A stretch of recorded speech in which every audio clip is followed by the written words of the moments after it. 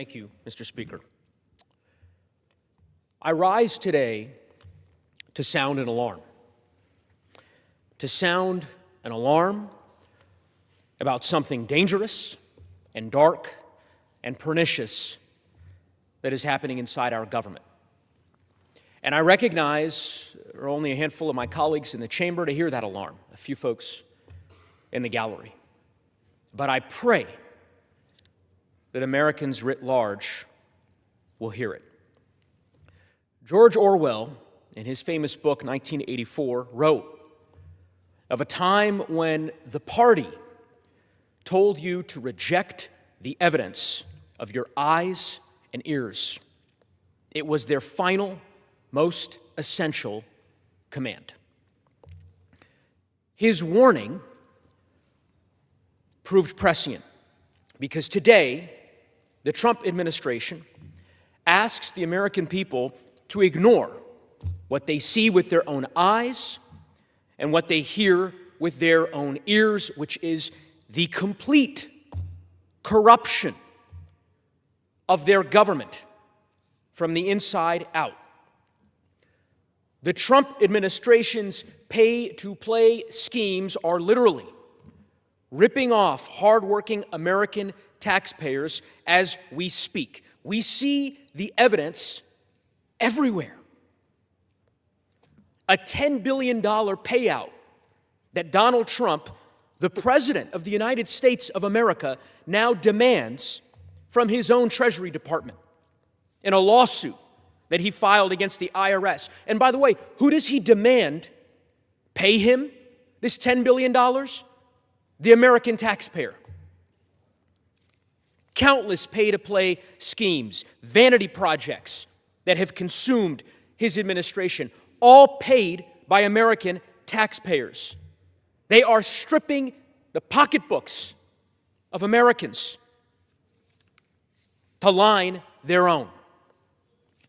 Last weekend, The New Yorker reported that the president and his family have raked in $4 billion in personal profits by leveraging the presidency. Think about that, $4 billion. And you know, the most salient example of this, by the way, we just learned about in the last 7 days.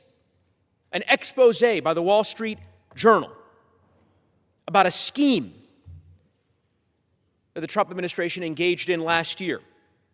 The Trump family, according to these public reports, sold a 49% stake in their crypto company to a member of the Emirati royal family. They did so for nearly $500 million. We don't know every detail of this transaction. We do know that the Trump family received $187 million from that transaction, a payday, entangling the president's financial interests with a foreign country. And months later, we know that the Trump administration approved a crypto deal with the UAE that included transferring advanced U.S. technology and AI chips. Mr. Speaker, this is corruption, plain and simple. It is the prioritization of personal profit over the national security interests of our country. The country we all love so dearly. It is wrong. It is immoral. And my colleagues on the other side of the aisle say nothing.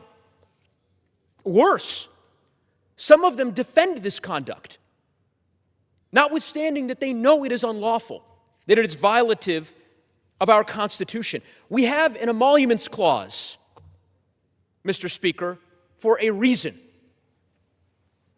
The Foreign Emoluments Clause was one of the few provisions to survive and be transferred from the Articles of Confederation to the Constitution in 1787. It was contemplated for precisely a scenario as this one. George Mason, one of our founding fathers, during the Constitutional Convention, he warned his fellow delegates that if we do not provide against corruption, our government will soon be at an end. His words, they are as true today as they were when he said them 240 some odd years ago. It is shameful, the lack of courage from my Republican colleagues. It is repugnant to the constitutional order that we all have been sworn to defend, to protect, to vindicate. So the question I have, Mr. Speaker, for my Republican colleagues, for every American of good faith, is when is enough enough? How many sweetheart deals will Republicans refuse to condemn? Gentleman's time has expired. The corruption must end, Mr. Speaker.